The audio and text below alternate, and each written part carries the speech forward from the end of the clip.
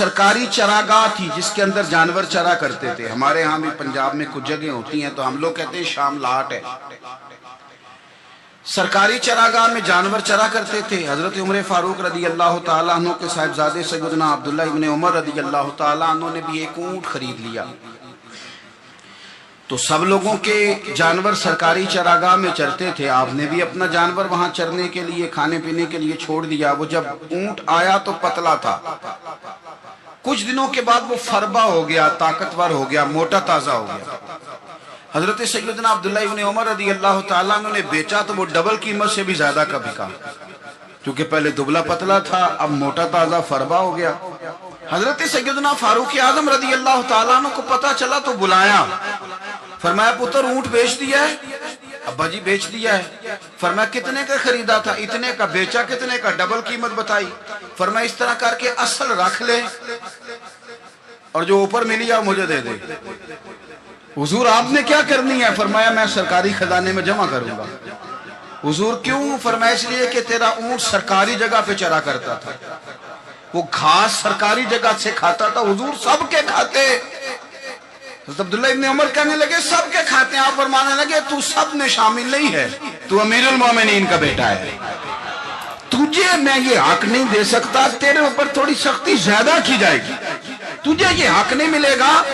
تو اپنے اونٹ کو چونکہ سرکاری چراگاہ میں چرایا کرتا تھا, لہذا تجھے وہ جو اصل رقم یہاں جمع کرانی پڑے گی. ہمارے تو بچے پہلی بات تو یہ ہے کہ بات ہی نہیں سنتے. یہ سب کے بچوں کی بات کر رہا ہوں. ٹیچر کے بچے ہوں, سیٹھ کے بچے ہوں, پیر کے بچے ہوں, امام صاحب کے بچے ہوں, کسی کے بچے ہوں, پہلے تو سنتے نہیں. اور اللہ خیر کرے اگر آپ کوئی سنانا چاہیں تو فوری طور پر وہ ہوم منسٹری کے پاس پہنچ جاتے ہیں. ان کی اماں ان کی وکیل بن جاتی. آپ کہہ ہی کچھ نہیں سکتے. حالات رخ بدل جاتے. اس کا نقصان یہ ہوتا ہے کہ ان کو تراشا نہیں جا سکتا, ان کو ہیرے نہیں بنایا جا سکتا. ان کے اوپر کچھ ایسی میل کچھ چڑھ جاتی ہے جو بڑی عجیب و غریب ہوتی ہے. اور کچھ لوگ ایسے ہوتے ہیں جو خرابی کرنے میں بھی اپنا کردار ادا کرتے ہیں, خرابی کرنے میں. اور بڑے لوگوں سے منسلک ہونے کے لیے لوگ رستے تلاش کرتے ہیں. رستے. میں چونکہ چیزوں کا مطالعہ کرنے کا بڑا شوقین ہوں, تو میری والدہ داخل تھیں کئی سال پہلے ہسپتال میں, تو مجھے اس ہسپتال میں کچھ دن رہنا پڑا. ایک پرائیویٹ ہاسپٹل تھا, تو اس میں انہوں نے جگہ جگہ لکھ کے لگایا تھا ملازمین کو بخشیش نہ دیں. ہم ان کو بڑی اچھی معقول تنخواہ دیتے ہیں, سیلری بڑی عمدہ ہے, تو لوگ بخشیش نہ دیں. میں نے جو مینجمنٹ کے لوگ تھے ہاسپٹل کی, ان میں سے ایک سے میں نے کہا کہ اگر کوئی بندہ اپنی خوشی سے دینا چاہے تو آپ نے بڑا موٹا لکھ کے لگایا برائے مہربانی ان کو بخشیش نہ دے. اس نے بڑی قیمت, سادہ آدمی تھا پر میری بڑی اس نے مجھے بات بتائی, مجھے نفع ہوا. کہنے لگے مولوی صاحب جب کچھ امیر لوگ ہسپتال میں مریض لے کے آتے ہیں تو وہ صفائی والے کو پہلے ہی 500 روپیہ دکھا لیتے ہیں آتے ہی. پھر وہ جیسے آواز دیتے ہیں صفائی والے فٹافٹ اندر آتے ہیں, ان کو کمرہ صاف کرتے ہیں. تو سارے تو بیچارے اتنے مالدار نہیں ہوتے کہ آتے ہی پہلے کام والے کو 500 دیں. پھر نقصان کیا ہوتا ہے کہ یہ جن کی ذمہ داری ہے بہت ساری ڈیوٹیاں کرنے کی, یہ ڈیوٹی نہیں کرتے. یہ پلٹ کے ان کے طرف دیکھتے ہیں جن کے گھر سے سالن صحیح آتا ہے. ادھر ان کی توجہ زیادہ ہو جاتی ہے, جو نوٹ ان کو زیادہ دکھاتے ہیں, جو پھل لے کے آتے ہیں تو آدھا ان کو دیتے ہیں. تو ہم یہ کہتے ہیں یہ کام ہی نہ کرو, یہ اپنی تنخواہ پہ کام کریں تاکہ ہر آنے والے کا درد سمجھیں, ہر ایک کو یکساں یہ سروسز فراہم کریں. تو ہم یہ کام کرتے ہیں. ہم ایم پی اے کے اور کسی سے ہمارا تعلق نہ بنے تو ہم جناب اس کے ڈرائیور سے ہی تعلق بنا لیتے ہیں. ہم وہ جو آپریٹ کرنے والا ہوتا ہے ٹیلی فون, اسی سے بڑا تعلق بناتے ہیں, اس کو مٹھائی کا ڈبہ جلدی پہنچا دیتے ہیں. تو اسی طرح سے بڑے لوگوں کی اولادوں کو بگاڑا جاتا ہے.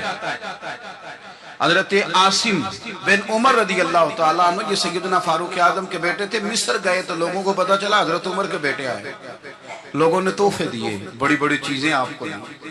حضرت عمر کا بیٹا آیا, بڑے گفٹ دیے.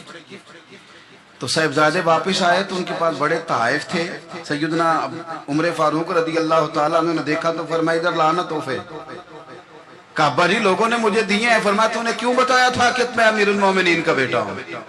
کہا حضور ان کو ویسے ہی پتا چل گیا. فرمانے لگے پتر یہ تحفے تمہیں اس لیے ملے ہیں کہ تم امیر کے بیٹے ہو, یہ تحفے تمہارا حق نہیں، کیونکہ تمہیں اس کرسی کی وجہ سے ملے ہیں اور یہ کرسی مسلمانوں کی ہے، لہذا یہ حق بھی مسلمانوں کا ہی ہے۔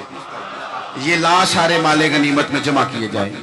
آپ اپنے گھر سے جب احتساب شروع کرتے ہیں، اپنے گھر سے، اور یہ یاد رکھیں یہ جو لوگ آتے ہیں آپ کے بچوں کو نوازنے کے لیے، یہ انہیں خراب کرتے ہیں، بگاڑ پیدا کرتے ہیں، یہ عجیب و غریب سی چیزوں میں مبتلا کر دیتے ہیں، بچوں کا نقصان ہوتا ہے کل کلام۔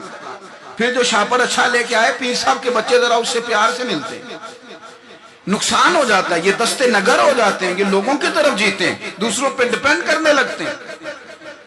حضرت ابو موسیٰ اشعری رضی اللہ تعالیٰ عنہ نے پہلے تو ایک قلین بڑا سونا تھا، تو آپ نے حضرت عمر کے گھر بھیج دیا کہ چلو ان کے گھر میں ان کی اہلیہ بچھا لیں گی، کہیں سے تحفہ آیا۔ پھر وہ جس کمرے میں مال غنیمت اور خزانہ رکھا جاتا تھا اس کی صفائی کر رہے تھے تو ایک دینار مل گیا، تو وہ دینار بچے سارے جا رہے تھے، تو ان میں سے حضرت عمر کے ایک بیٹے کو چھوٹے کو بلایا اور بلا کے کہا پتر یہ دینار لے لو۔ حضرت عمر نے دیکھا کہ بیٹے کے ہاتھ میں دینار بھی ہے اور گھر میں قالین بھی ہے، ایک موقع پہ وہ قالین دیا، ایک موقع پر بچے کو ایک دینار دیا، تو حضرت عمر اپنی اہلیہ سے پوچھنے لگے یہ کہاں سے آیا قالین؟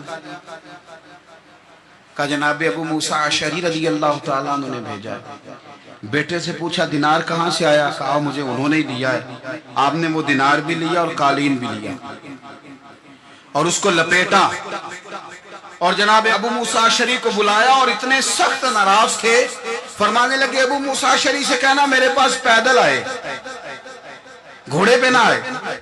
اور جب آئے حضرت ابو موسیٰ اشعری تو جناب عمر اتنے ناراض ہوئے کہ وہ قالین لپیٹ کے تو ان کے سر پہ مار دیا، فرمانے لگے پکڑو اپنا دینار، تمہیں پورے مدینے میں میرے بیٹے کے علاوہ کوئی اور نہیں ملے گا جسے تم خراب کر سکو، میرا پتر ہی ملا تھا بگاڑنے کی، کس نے اجازت دی تم میرے بیٹے کو دینار دو؟ کیوں لائے تم میرے گھر میں قالین؟ حضرت عمر فاروق رضی اللہ تعالیٰ عنہ فرمانے لگے میں زمین پہ سونے کا عادی ہوں، زمین چٹیل بھی ہو تو رب کا بندہ بن کے سوتا ہوں تو اللہ مجھے آرام اور سکون کی نیند عطا فرما دیتا ہے، مجھے تمہارے مخملوں کی اور قالینوں کی ضرورت نہیں ہے۔